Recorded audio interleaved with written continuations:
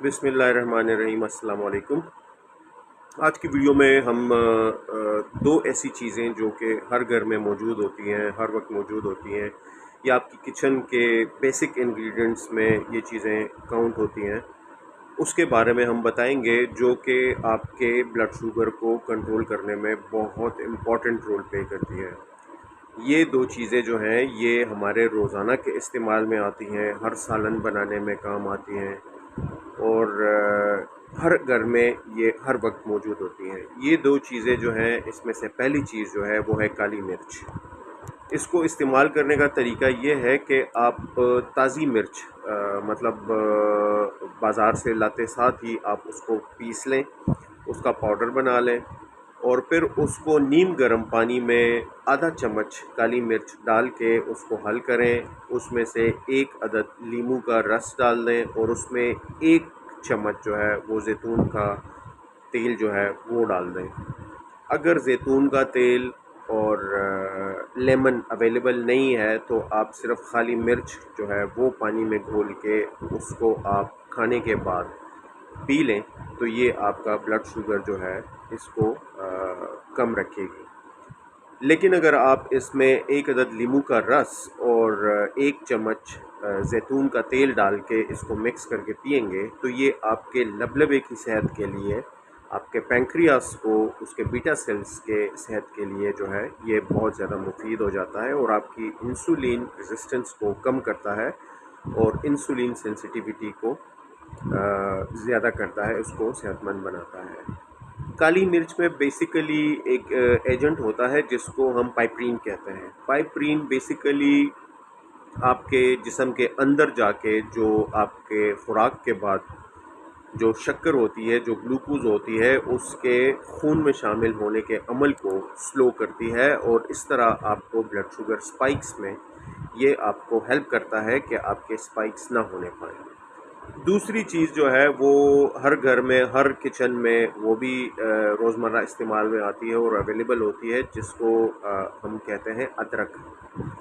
Ginger या अदरक जो है ये भी ब्लड शुगर को नॉर्मलाइज़ करने में बहुत इम्पॉर्टेंट रोल प्ले करती है।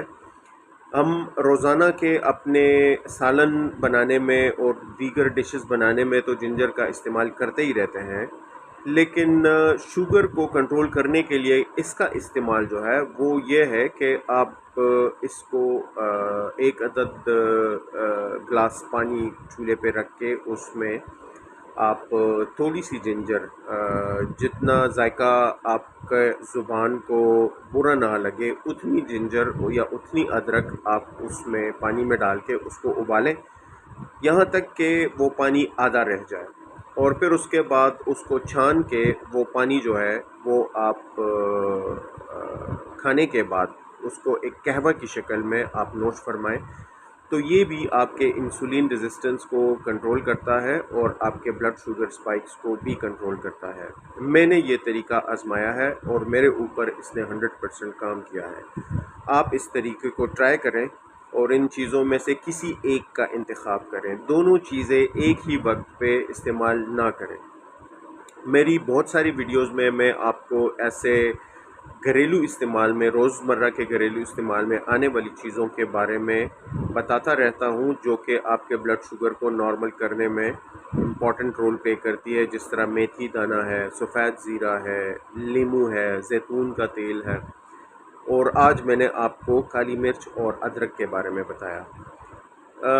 आप इन सारी चीज़ों को एक साथ कभी भी इस्तेमाल ना कीजिएगा क्योंकि किसी भी चीज़ का बहुत ज़्यादा इस्तेमाल जो है वो भी आपके सेहत के लिए अच्छा नहीं होता। एक वक्त पे किसी एक ही चीज़ का इस्तेमाल आप करें, एक हफ़्ता 10 दिन तक एक चीज़ इस्तेमाल करें, फिर उसके बाद उसको तुर्क करके आप कोई दूसरी चीज़ जो है उसका इस्तेमाल शुरू कर दें। इस तरह आपकी बॉडी की डिपेंडेंसी जो है वो भी नहीं बनेगी इन चीज़ों के ऊपर और वो चीज़ें जब आप कुछ अरसा इस्तेमाल करने के बाद छोड़ देते हैं और फिर कुछ अरसा दूसरी चीज़ इस्तेमाल करने के बाद दोबारा उस चीज़ पे आप आते हैं तो वो आपके बॉडी के ऊपर सही तरीके से काम करता रहता है। उम्मीद है ये वीडियो आपको पसंद आई हुई होगी। अपनी राय का इजहार कमेंट सेक्शन में करें। आप आपने इसको अगर ट्राई किया है पहले से ही तो भी अपना एक्सपीरियंस हमारे साथ शेयर करें ताकि बाकी लोगों को भी फ़ायदा हो।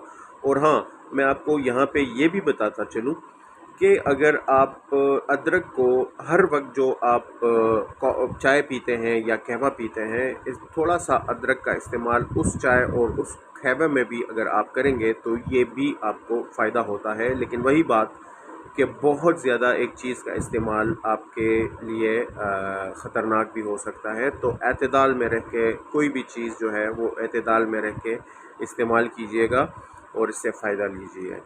इंशाल्लाह नेक्स्ट वीडियो में नए टॉपिक के ऊपर बात होगी। इस वीडियो को लाइक करें, शेयर करें और चैनल को सब्सक्राइब करें। मुझे तब तक के लिए इजाज़त दीजिए। अपना बहुत सारा ख्याल रखें। अल्लाह हाफ़िज़।